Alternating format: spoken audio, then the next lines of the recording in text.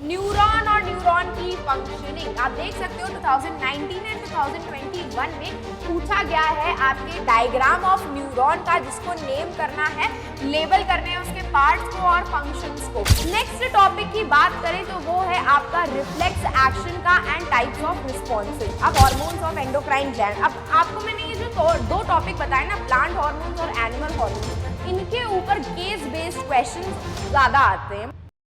Friends, कैसे हो आप सब? आई होप सब बहुत अच्छे होंगे, सबकी पढ़ाई भी और सबकी लाइफ भी काफी अमेजिंग चल रही होगी। मैं हूं आपकी अपनी Khushboo ma'am, biology master teacher at Vedantu.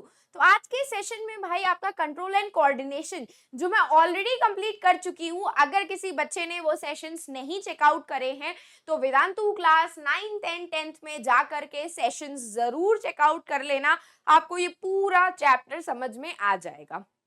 आज इसी चैप्टर से रिलेटेड मैं आपको वो 5 टॉपिक्स बताने वाली हूँ, जिनके क्वेश्चंस भी आपको बताऊंगी जो इंपॉर्टेंट है, एक्सप्लेन भी करूंगी। और वो टॉपिक्स इंपॉर्टेंट हैं क्योंकि उनसे क्वेश्चन जरूर आते हैं, वो सुन भी लेना, क्योंकि भाई क्वेश्चंस आने वाले हैं, गड़बड़ हो जाएगी तो फिर मेरे से मत कहना, ठीक है? चलो, तो let's begin our session without wasting our time. Here we go with the very first topic, that is the neuron और न्यूरॉन की फंक्शनिंग। आप देख सकते हो 2019 एंड 2021 में पूछा गया है आपके डायग्राम ऑफ न्यूरॉन का, जिसको नेम करना है, लेबल करने हैं उसके पार्ट्स को और फंक्शंस को। ये क्वेश्चन आपके क्लास 9th में भी आपने पढ़ा है कि न्यूरॉन क्या होता है। एक ऐसा स्पेशलाइज्ड सेल होता है which helps to transfer information to the brain, और अपनी इंफॉर्मेशन को दिमाग से अपने डिफरेंट इफेक्टर ऑर्गन्स तक लेके आने का काम करता है। इसी से रिलेटेड अगर आप दूसरा क्वेश्चन देखोगे कि what is nerve impulses, state the direction followed by nerve impulses travelling in our body of an organism, जो आपके 2019 में क्वेश्चन आ चुका है। तो अगर मैं आपका न्यूरॉन का लेबल करके दिखाऊं डायग्राम, तो ये तो भाई आप लोगों ने अपनी क्लास 9th में भी पढ़ा हुआ है। तो इस तरीके से आपके न्यूरॉन का डायग्राम बनेगा, जिसको आपको लेबल करना पड़ेगा, है ना जी। लेबल करने के बाद आपको ये पूछा है कि इंफॉर्मेशन कहां से कहां ट्रैवल करती है। तो भाई कहां से कहां ट्रैवल करती है? इंफॉर्मेशन हमेशा आपके डेंड्राइट से नेक्स्ट न्यूरॉन के डेंड्राइट तक ट्रैवल करती है, ठीक है? तो ये आपका बन गया न्यूरॉन। तो अगर मैं इस न्यूरॉन को लेबल करूं तो आप सब लोगों को पता है ये सबसे पहला पार्ट क्या होता है, ये होता है आपका डेंड्राइट, जिसमें आपकी information in the form of electrical impulses receive होती है। ये इंफॉर्मेशन फिर जाती है आपकी बीच वाले पोर्शन पे, जिसको हम बोलते हैं सेल बॉडी। सेल बॉडी के बाद ये इंफॉर्मेशन ट्रैवल होती है एक्सॉन पे। भाई ये लॉन्ग प्रोसेस होता है, और एक्सॉन के बाद ये इंफॉर्मेशन ट्रैवल होती है आपकी एक्सॉन टर्मिनल पे, या फिर एक्सॉन की एंडिंग भी हम बोल सकते हैं इसे। और ये एक्सॉन के आसपास जो आपको दिख रहा है, इसको हम कहते हैं माइलिन शीथ। अब माइलिन शीथ जो होती है, इसका फंक्शन ये होता है, जैसे आपको ठंडी लगती है तो आप क्या ओढ़ लेते हो? एक कंबल ओढ़ लेते हो, ताकि आपको बाहर की ठंडी से क्या मिल सके? एक इंसुलेशन मिल सके, है ना, आपको बाहर की ठंडी ना लगे। सिमिलरली जो आपकी नर्व इंपल्सेस ट्रैवल कर रही होती हैं फ्रॉम डेंड्राइट टू एक्सॉन की टर्मिनल तक, वो आपकी इंफॉर्मेशन कहीं इधर उधर ना भाग जाए, वो इंसुलेशन प्रोवाइड करने का काम करती हैं आपकी माइलिन शीथ। तो इस तरीके का आपका ये सबसे पहला टॉपिक इंपॉर्टेंट हो गया, और उससे रिलेटेड आप क्वेश्चंस भी देख सकते हो किस किस ईयर में पूछे जा चुके हैं, ठीक है। नेक्स्ट टॉपिक की बात करें तो वो है आपका रिफ्लेक्स एक्शन का एंड टाइप्स ऑफ रिस्पॉन्सेज। अब भाई रिफ्लेक्स एक्शन के ऊपर इस साल भी 2023 के इस साल के एग्जाम में भी आपके सीनियर्स से पूछा गया था ये क्वेश्चन, जिसमें उन्होंने ये बोला कि reflex are continue to be more effective for quick responses. क्यों? आपको गिव रीजन देना है। And how is the mode of action in beating the heart different from reflex action? 4 examples आपको देने हैं, और ये आपके अभी वाले एग्जाम में ही पूछा गया था। तो रिफ्लेक्स आर्क जो होती है आपकी, रिफ्लेक्स आर्क क्या होती है? सबसे पहले इंफॉर्मेशन कहां पे आती है? आपके रिसेप्टर्स पे। ये इंफॉर्मेशन कहां ट्रैवल करती है? सेंसरी न्यूरॉन पे ट्रैवल करती है। कहां ट्रैवल करती है? सेंसरी न्यूरॉन पे। सेंसरी न्यूरॉन से ये इंफॉर्मेशन कहां जाती है? स्पाइनल कॉर्ड पे, क्योंकि स्पाइनल कॉर्ड ही हमारे रिफ्लेक्स एक्शन को कंट्रोल करता है।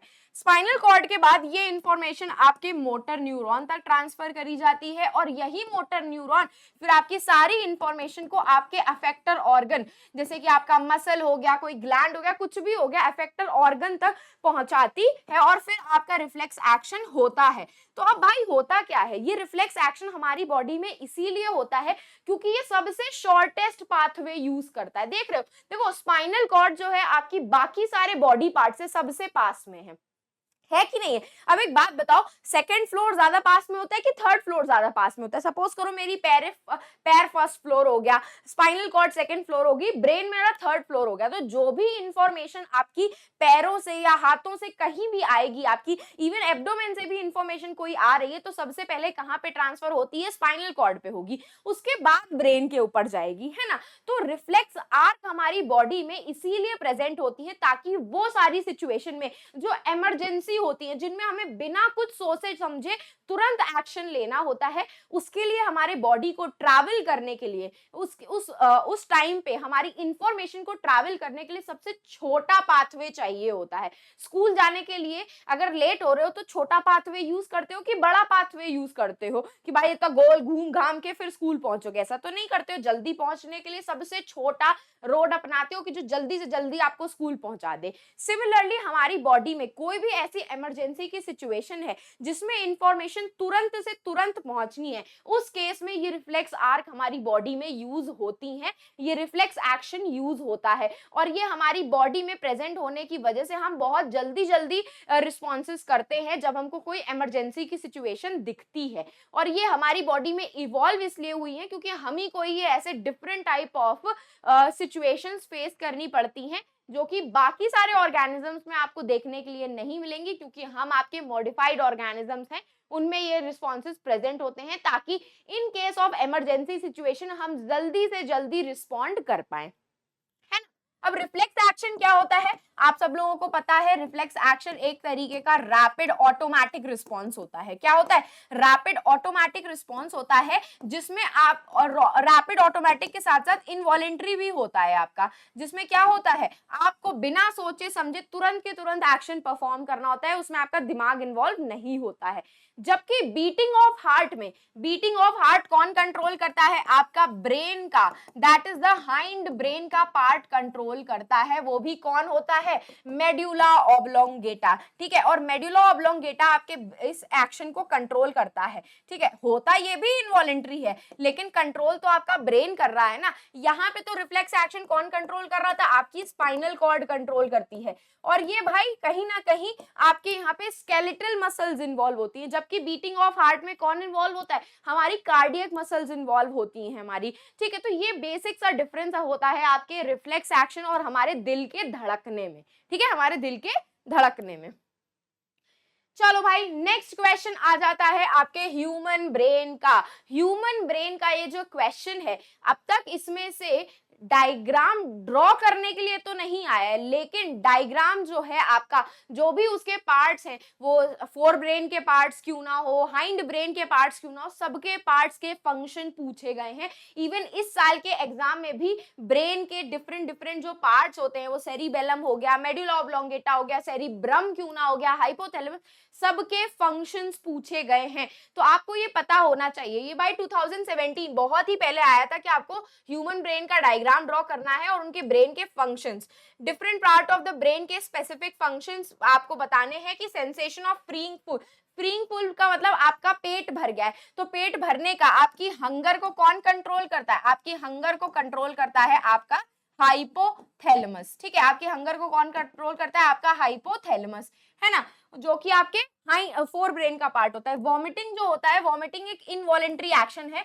जो आपका मेडुला ऑब्लोंगेटा कंट्रोल करता है। तो देख रहे हो किस तरीके से ब्रेन के डिफरेंट डिफरेंट पार्ट्स के फंक्शन पूछे गए हैं। उसके बाद name the part of the human brain जो आपके वॉलेंट्री और इनवॉलेंट्री एक्शंस को कंट्रोल करता है।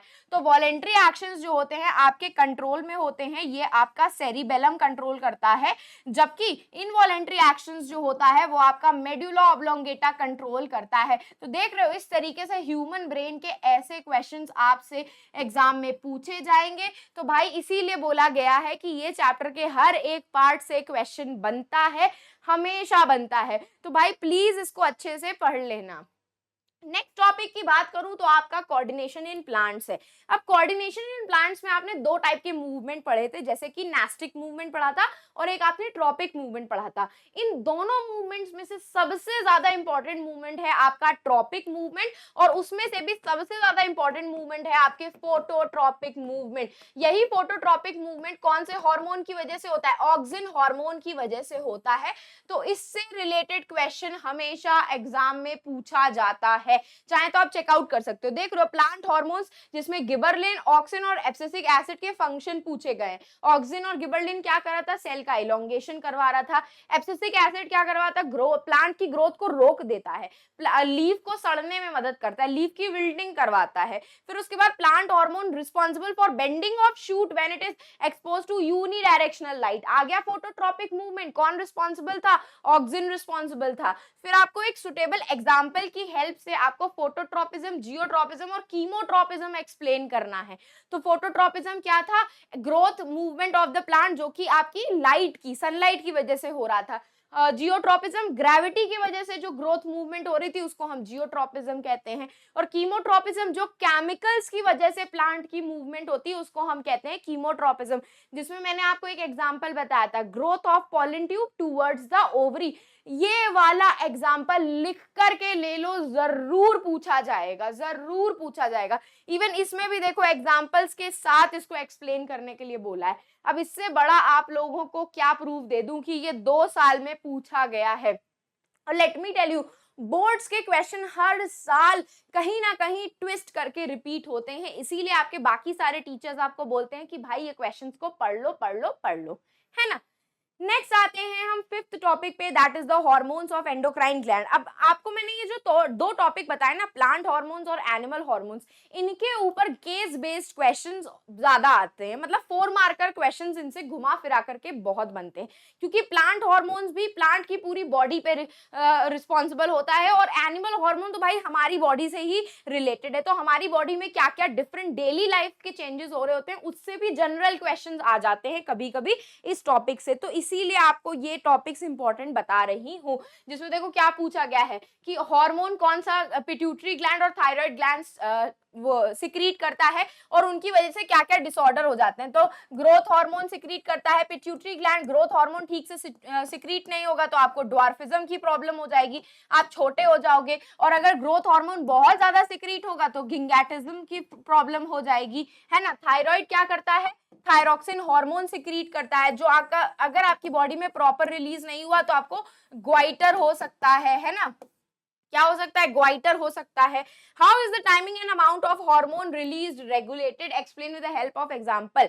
ये क्वेश्चन आपके 2020 में पूछा गया था। इस क्वेश्चन का आंसर ये है कि जब आपकी बॉडी में, जैसे कि अगर मैं इंसुलिन का एग्जांपल लूं, सपोज करो मैंने आप लोगों ने क्या खाया? खाना खाया। खाने में क्या प्रेजेंट होता है? कार्बोहाइड्रेट, कार्ब्स प्रेजेंट होते हैं, जो कि एक टाइप का शुगर होते हैं। तो जब आप खाना खाते हो, after eating food, after eating food आपके ब्लड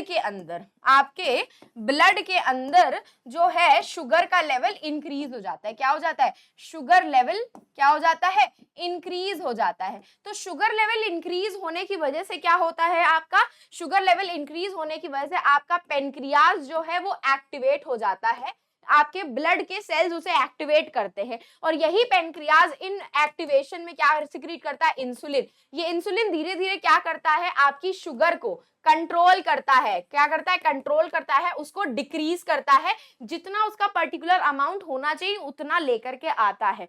और जब आपके ब्लड में शुगर का लेवल डिक्रीज हो जाता है तो अगेन आपके ब्लड के सेल्स क्या करते हैं? आपकी पेनक्रियाज को रिस्पॉन्स भेजते हैं कि अब तू इंसुलिन बनाना बंद कर दे, अब इसकी जरूरत नहीं है, क्योंकि हमारे ब्लड के अंदर शुगर का लेवल नॉर्मल हो चुका है। तो इस तरीके से टाइमिंग और आपके जो हार्मोन का रिलीज है वो रेगुलेट होता है आपकी बॉडी में, है ना। Next question, feedback mechanism, same यही होता है जो अभी मैंने आपको इसमें बताया, वही सेम चीज आपको इसमें देखने के लिए मिलेगी। तो देख रहे हो एक ही क्वेश्चन कितने दो डिफरेंट तरीके से पूछा गया है कि टाइमिंग और रिलीज ऑफ हार्मोन कैसे रेगुलेट हो रहा है, या फिर फीडबैक मैकेनिज्म क्या होता है, टाइमिंग कैसे रेगुलेट हो रहा है, जब आपका ब्लड उसको फीडबैक देता है कि तुम अब रिलीज करना शुरू करो तभी तो वो रिलीज करना शुरू करता है, तो वही उसको डिफरेंट लैंग्वेज में लिख दिया गया है फीडबैक मैकेनिज्म।